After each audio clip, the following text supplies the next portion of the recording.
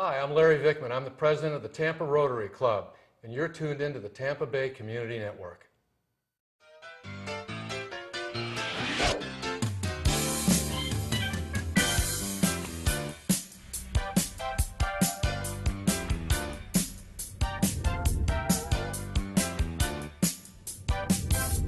News you can use.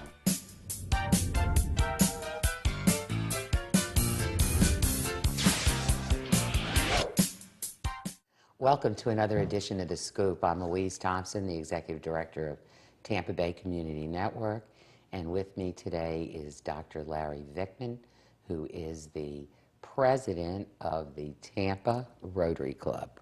Not just the downtown Tampa Rotary Club, but the Tampa Rotary Club, correct? Thank you, absolutely. Absolutely. Yes, you're right. You're very proud about that. Yes. Dr. Vickman, tell me about Rotary for people who don't know about it. I mean, we've heard the name forever, but maybe people don't know how long you've been around and what you do. Well, Rotary was actually started in 1905 by an attorney named Paul Harris. And Paul Harris was from Vermont, and he moved to Chicago to practice law. And from what I understand, so the story goes, found Chicago to be, say, an interesting place with regard to business ethics and so forth. And what he wanted to do was to create a group of people that understood what it meant to do business on a handshake, that kind of contract. And he and four others created Rotary. It was an association of business professionals, and they got the name Rotary because they would rotate the place of their meetings from one home to the next home, or to a hotel, or to a restaurant. Nothing to do with the phone dial or anything. That is absolutely correct. Okay. Nothing to do with that. All right. So Rotary started in 1905. It's an organization of professionals that is designed to bring us together so that we can have meetings and have fellowship and enjoy our company, to do some networking, and primarily to do service in the community and internationally, as Rotary is an international organization. It started out with 5 members in 1905, and today there are probably 33,800 clubs internationally. Wow. With 1.25 million members. It's a huge organization centered in Evanston, Illinois, north of Chicago, and yeah, that's our gang. Over 1 million members. 1.25 million. So this means that when you're in terms of networking, if you had gone out of town on vacation or a business trip, you could pick up the phone and find somebody who might help you with any situation you had, or just introduce you to the town. Well, probably all of those. One of the things that we have as a requirement to be in Rotary is a requirement for attendance at meetings. You don't just sign up for Rotary and then not go to meetings. So we have a requirement that you have to make at least 60% of the meetings to stay in membership, along with paying dues and so forth. And you meet often. We meet weekly. Right. We meet not like most organizations, which only meet monthly. We meet weekly, and our group meets at the St. Pete Times Forum at noon on Tuesdays. And there are clubs around that meet well, every day of the week, and some for breakfast, some for lunch, and some for evening meetings. Well, so along with that meeting requirement, if you're out of town or on a trip, you are able to, we call a make-up meeting at a different club. You can go online, pull up the Rotary International website, and say that you're in Huntsville, Alabama, and type that in and ask what clubs are there. It will give you every club, contact phone information, where they meet, when they meet, so that you can go to one of their meetings and effectively do a makeup if you missed a meeting at home. I was abroad at the international meeting this year, which was in Birmingham, England, and subsequent to that took a week of downtime in Ireland. And I was at a small town called Limerick in Ireland, sitting there in the hotel, and I saw the Rotary wheel. And so the manager was scooting by, and I said, "Hey, when do you guys meet?" And he said, "Well, we meet in about an hour. How'd you like to come?" So I had been smart enough to bring a couple of cigars from Tampa. We've got some of the cigar company people in our club, so I brought some of these great Tampa cigars, and of course he put me at the head table, and I handed out cigars in Ireland. It was great. did you do a limerick with it, though? That's my, I guess, interest, because it's the town of Limerick, huh? I had a great meal, entertained them, and handed out cigars, and I figured that Okay, was good enough. that was good enough. They Yeah, could give yeah. you a limerick back.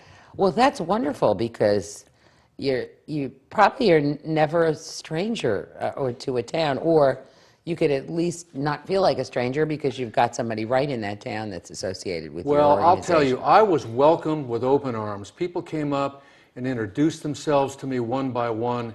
I did not feel like a stranger by the end of that meeting.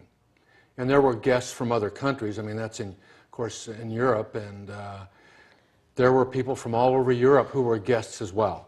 Dr. Vickman, so no matter where you are, your mission is the same. It's pretty much that people, it's not like they run them differently in different places, do they? Or, Well, each club has its own characteristics.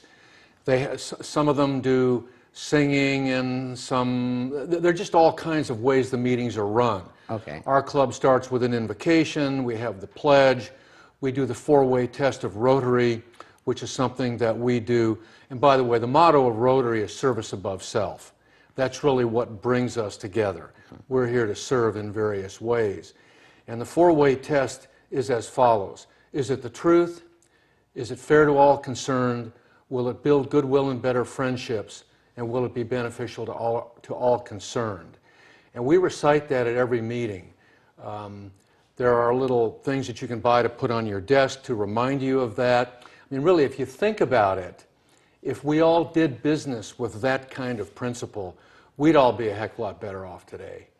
And all decision-making of the club goes around these four principles. Well, I'll tell you, when something comes up at the board level and we're wondering, what do we do here? Yep. It becomes very clear if you recite the four-way test. You may not say, is it fair to all concerned? You may say, is it fair to the parties concerned? But the principles still stand, and we find them very valuable, and we use them. And those have come down from the national group?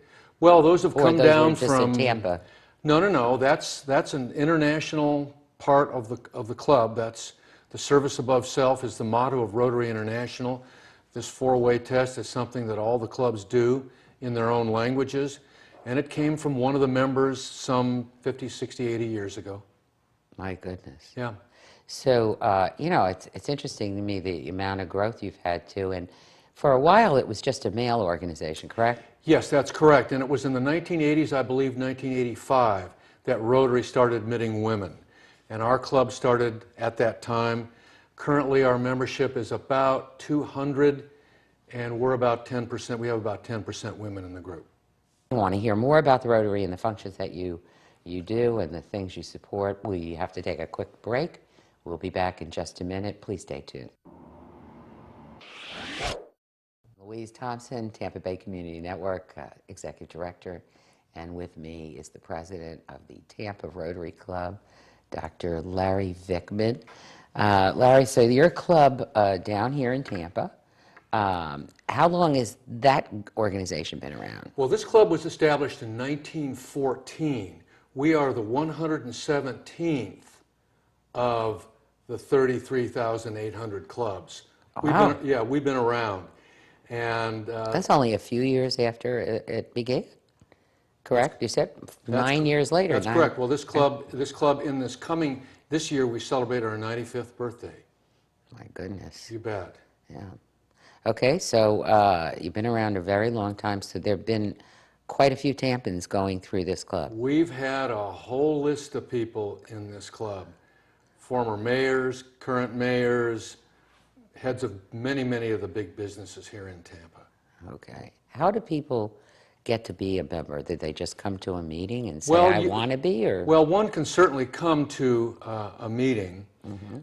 Usually somebody is introduced to Rotary. A friend will say, hey, listen, I've got a Rotary meeting. Would you like to come to lunch with me today? And bring the individual to lunch. And each club has its own personality, depending upon the makeup of how many people are there and just what the program is. So people would come as a guest of another member, come and have lunch, see if they like it. Sometimes they'll end up seeing a bunch of their friends, enjoy the programming, come back a few times, and then they may be proposed for membership. Rotary is one of the only organizations that admits people according to a professional classification. And the old Rotary of years ago, and still some of the European clubs are like this, you would have one doctor, one lawyer, one dentist, one pharmacist, etc. Yeah. So there wouldn't be competitiveness among the members. that's precisely correct. Now, we've modified that a little bit.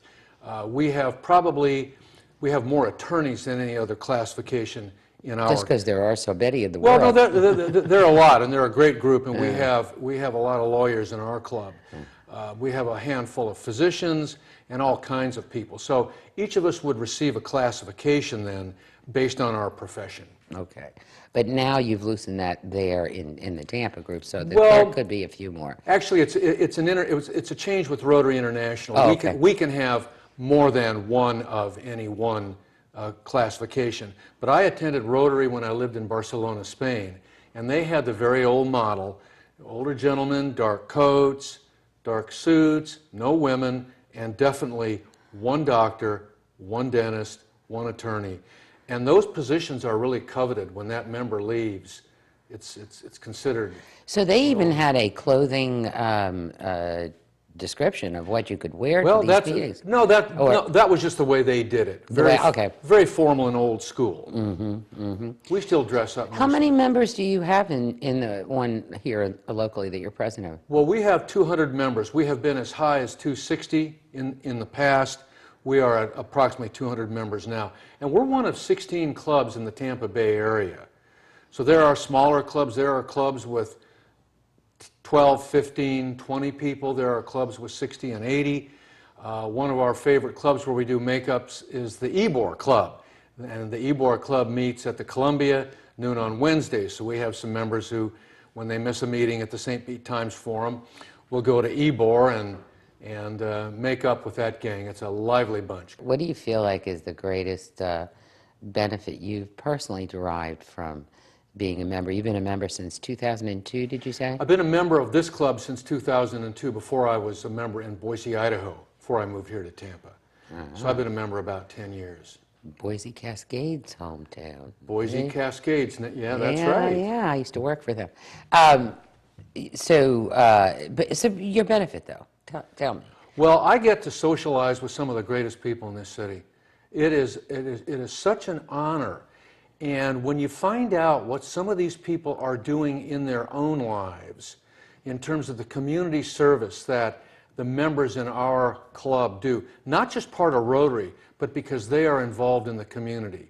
When you hear about these things, it is astonishing to hear what goes on. That people just don't... And you're being a medical doctor, you probably wouldn't get enough time to socialize during the course of a day unless you did something like this kind of an organization. Well, this correct? gets us all out of our specific environments and into this environment. And we have members who have been members of this club for over 50 years. The kind of programs that you have at your luncheon meetings, what are they? About Well, running a business or other? Well, we've had Mayor Pam Iorio as one of our speakers recently. We have our first speaker this year was Jim Levitt, the coach, and we sometimes get people from out of town that will come and speak. All kinds of things. We had an FBI profiler just rivet our audience and talk about how you could tell if somebody was lying by looking at their eye motions and all this and that. And of course, we were all looking at each other. Looking at each other, wondering. Did your eyebrow just go up, buddy? Yeah. What does that mean? Well, and so one of the things that a club like ours has is the ability to draw in very, very good speakers, and that's one So of you're crossing over, though. There's about business, what's going on in our city with the mayor there. You might have something on sports. You might have just a variety, and you change that gets changed around. I mean, if you're meeting once a week, you have a lot of speakers. We have a program committee that takes care of that, and right now we are scheduled well into the spring. We have people calling us to get on all the time. And so we're scheduled into the spring. Okay, and you mix it up. We mix it up. Okay, so you've pulled a lot of friendships from your participation. I'll tell you, one of the things that we like to do is, if we can, if one of us needs a professional service or something, the first thing I do is go to the Rotary roster and say, you know, I need a a dry cleaner. Who here does that? I need a dentist or an orthodontist or a neurosurgeon or an attorney. So the first place you're going to look is within your organization, which Well, is great. that's what we encourage people to do. Not everybody does that. But as I've said to the members in the past, and I've had a number of them come to me professionally, but as I've said in the past, if this is truly an organization where I can do business with a handshake and we know that we're going to agree to what we say, then that tells me a world about the individuals that I'm with. Want to hear more about the service you have been providing and will be providing on the local level and also nationally and internationally. Okay. But we're going to take a quick break. We'll be back in just a minute. Stay tuned. Thank you. We're back on The Scoop with News You Can Use. I'm Louise Thompson, Executive Director of Tampa Bay Community Network, and Dr. Larry Vickman is with me, who's the president of the Tampa Rotary Club. Doctor, tell me about the programs of the Rotary International. I think the signature program that we are so proud of is called Polio Plus. We started this program in 1985, and the goal was to play a part in the eradication of polio from the earth, much as we've done with smallpox. And so what we did was we partnered up with the World Health Organization, with some of the other big international organizations, and started immunizing children. And on one National Immunization Day alone, volunteer Rotarians all over the world immunized more than 100 million children. In the United States? No. Outside the United States? No, this is the Third majority world. of that, India, Pakistan, and where polio is really rampant. Still rampant. Well, now polio, we've taken it from 30 or 40 countries where it was endemic down to 4.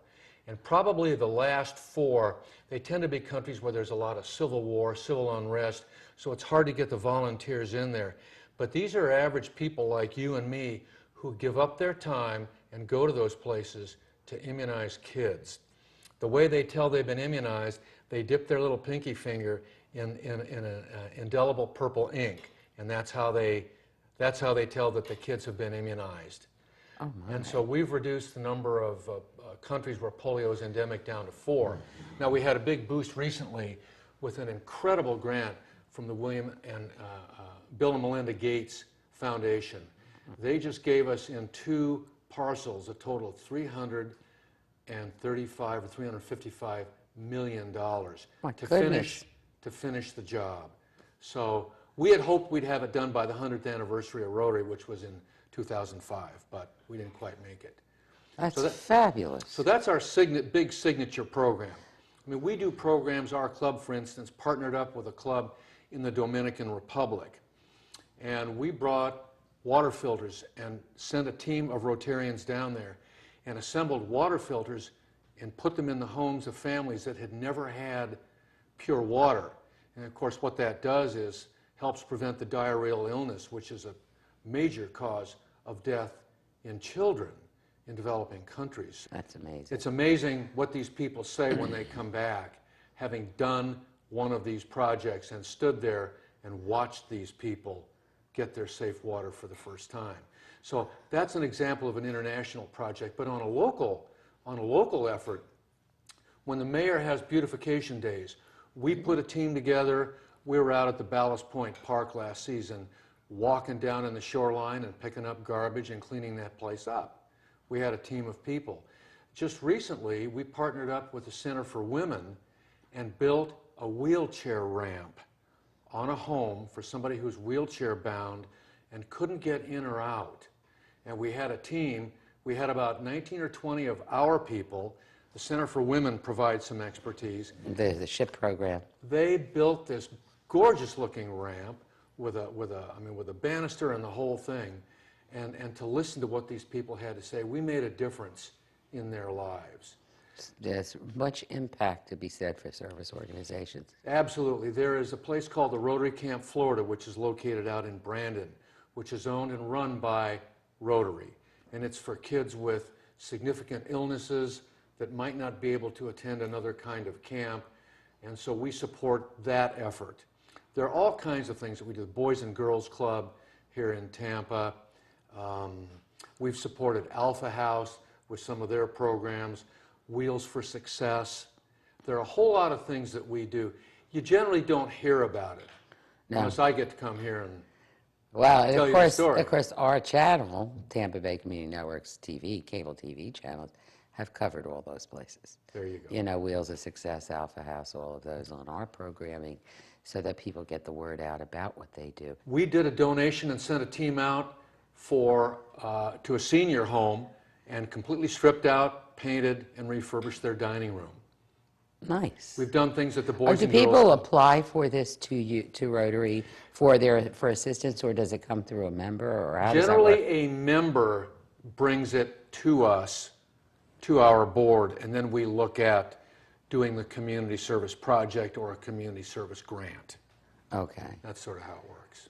So first, if there was somebody watching this that sees a need in the community, like you just did with this elderly person, with either the ramp or something like that, they would have to go through a member. They might come to a meeting, for example, Absolutely.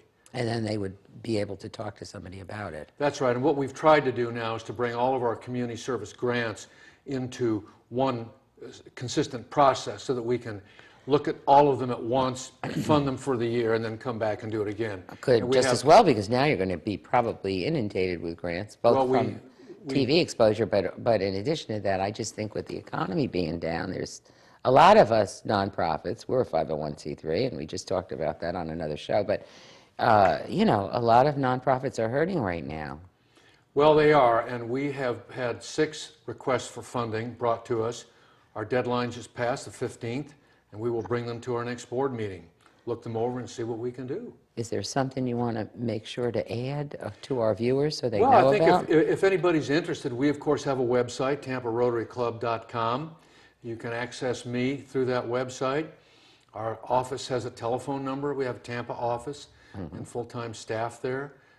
Can call that way and find out about Rotary or And you'll have your meeting schedule on there as well, and who your speakers are going to be, probably. yes, St. Pete Times Forum at noon on Tuesdays, except during holiday time. Okay, all right. Well, I think I'll say thank you on behalf of the nonprofits that have really been helped by your organization. We really do appreciate that. Appreciate your coming down here to talk to us and talk to the viewers. Thanks so much, and thank you all for tuning in. See you next time.